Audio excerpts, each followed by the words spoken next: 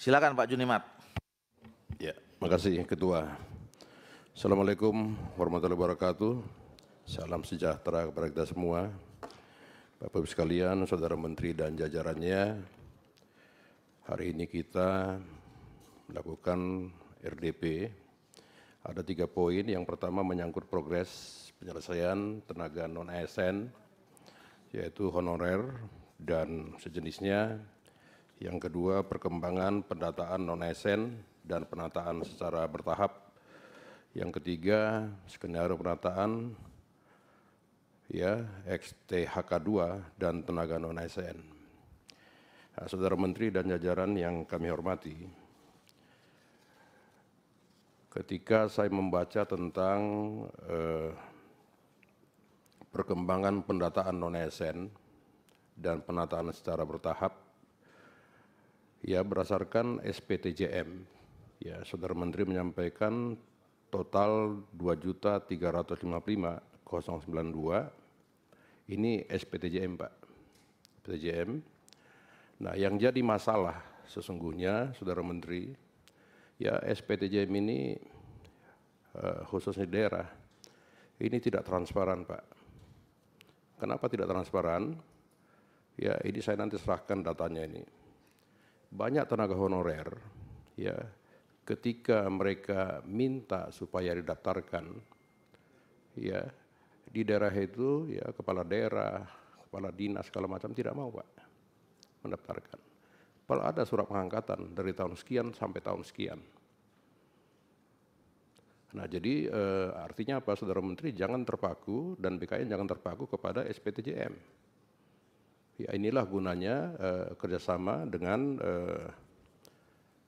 BPKP untuk melakukan audit data Pak. Dari dulu saya sudah katakan bahwa sekarang ini kalau dulu ada mafia pertanahan, sekarang ada mafia tenaga honorer. Ini fakta Pak di lapangan nih. Nah, yang berikutnya tentang aplikasi BKN. Saya tidak tahu apakah ini benar, tapi saya kira mereka tidak bohong lah Pak.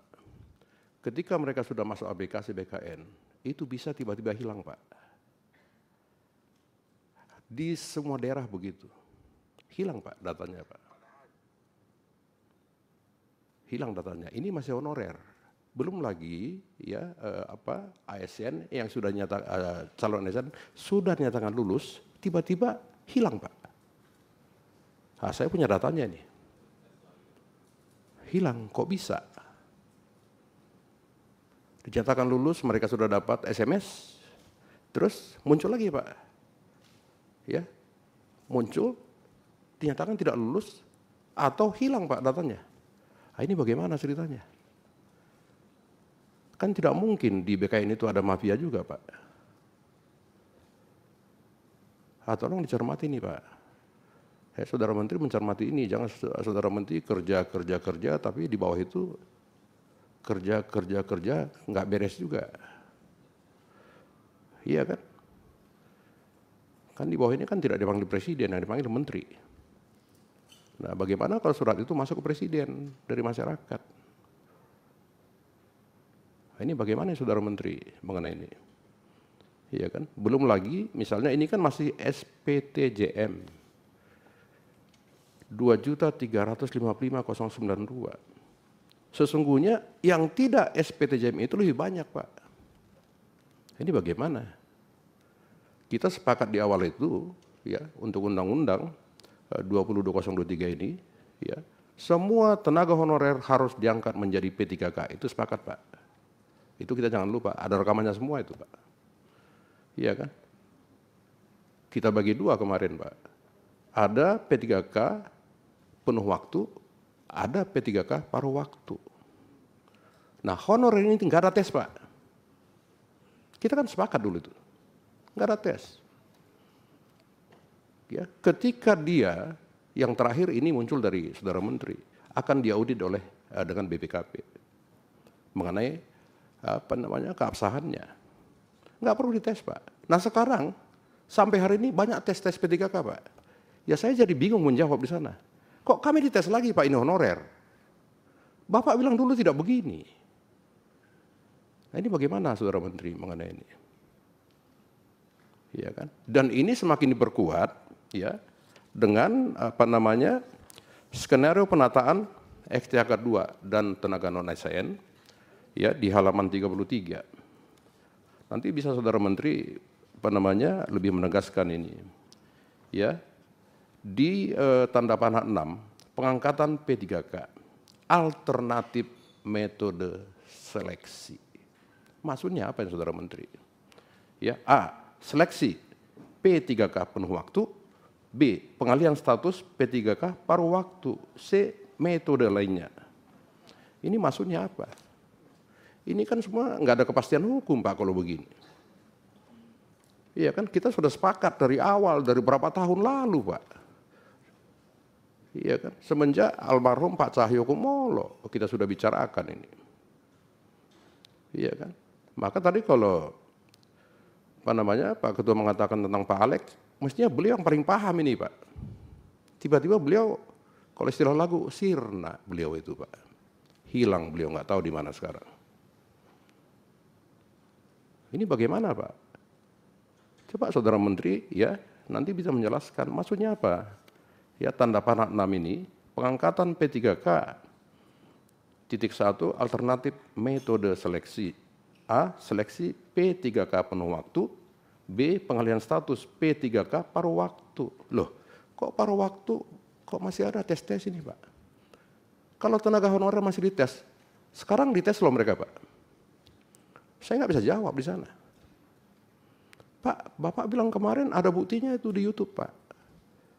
Kok kami sekarang dites lagi nih? Iya kan? Kalau tadi Saudara Menteri mengatakan fresh graduate, ini dulu selesaikan, Pak. Jadi kita nggak mau munculkan masalah baru lagi, Pak. Ini masalah hidup anak istri. Kan begitu, Saudara Menteri. Saya amat tahu lah beban Menteri ini sangat berat sekarang ini, Pak. Sangat berat sekali, Pak. Menampung semua. Kan begitu. Iya kan? Tentang audit data, verifikasi dan validasi data oleh BPKP dan BKN. Tadi Saudara Menteri mengatakan anggaran. Nah, ini bagaimana, Pak? Kalau kita sudah bicara anggaran, BPKP tidak punya anggaran. Bagaimana solusinya ini? Padahal ini perlu untuk audit dalam rangka untuk ya menghilangkan istilah mafia tenaga honorer, Pak. Ini kan nanti bisa deadlock juga ini. BPKP tidak punya anggaran. Nah, bagaimana solusinya ini, Pak? Saudara Menteri. Ini udah kepala BKN belum? Sudah? Belum? Masih PLT? Terus nanti bisa dijawab ini, Pak. Masih banyak, Saudara Menteri, masalah-masalah ya tentang non-ASN ini. Ya, belum lagi Satpol PP. Itu bagaimana, Saudara Menteri? Kemenpan itu BKN harus jemput bola, Pak, mengenai ini.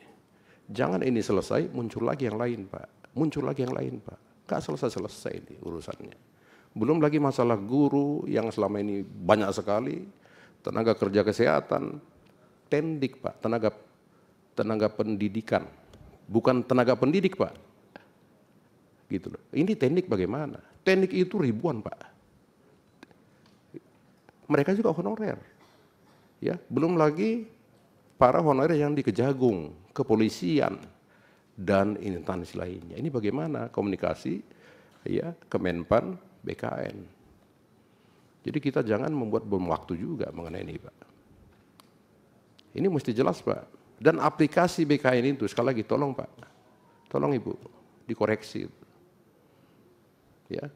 Di SMS-nya mereka nyatakan lulus dan melengkapi 1-2, ya kan? Tetapi ketika mereka masuk, udah nggak bisa. Nah, ini bagaimana? Ini suara para tenaga honorer, suara para tenaga calon ASN yang dinyatakan lulus tapi tak lolos. Kenapa nggak lolos? Hilang datanya, Bu. Bu Imas ini bagaimana? Bu Imas kan paling ahli nih yang gini-gini. Iya kan? Gitu loh. Mestinya Bu Imas saja jadi kepala BKN RI. Kalau saya pribadi, karena beliau paling paham mengenai ini. Kasihlah kuota untuk perempuan juga, Pak Menteri. Iya kan? Gitu loh. Ini teman-teman Komisi 2 kalau telepon Bu Imas ini sangat welcome, menjawab Pak Ketua. Iya kan? Ini enggak ada KKN, Saudara Menteri, enggak, kita bicara yang fakta saja mengenai ini. Nah itu, ya kan? Saya kira itu Pak Menteri paling perlu, ya, yang harus dicermati. Ya. Kalau total SPTJM itu 2.300.000 sekian, ya kan? Data di kami itu lebih banyak data di luar SPTJM, Pak. Ini bagaimana solusinya mengenai ini? Iya kan? Tadi saya ngobrol-ngobrol dengan Pak Ketua, ya ini kita bikin konsinyering aja dulu Pak Ketua. Ya untuk RPP ini. Ya ini menyangkut ya hidup khususnya para tenaga honorer, Pak. Kita juga motivasi kita dulu merevisi ini adalah tenaga honorer. Di luar itu tambahan-tambahan saja Pak untuk unfull, untuk memenuhi saja. Gitu Pak. Ini saya kira yang bisa sampaikan, kalau bisa atas izin Ketua, saya serahkan data ini melalui Bu Sesmen. Ini data yang tidak bisa masuk, yang tidak masuk ke aplikasi BKN. Ini contoh, banyak Pak di saya ini. Cuman saya verifikasi juga, saya punya tim verifikasi ini datanya Pak. Ini yang lolos dari data saya. Kita juga punya data Pak, bukan hanya BKN, walaupun BKN suka hilang-hilang datanya. Silakan Bu Sesmen.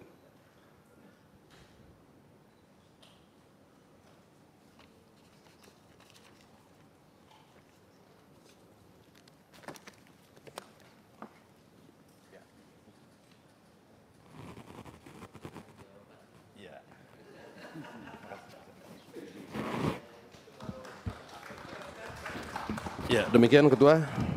Terima kasih.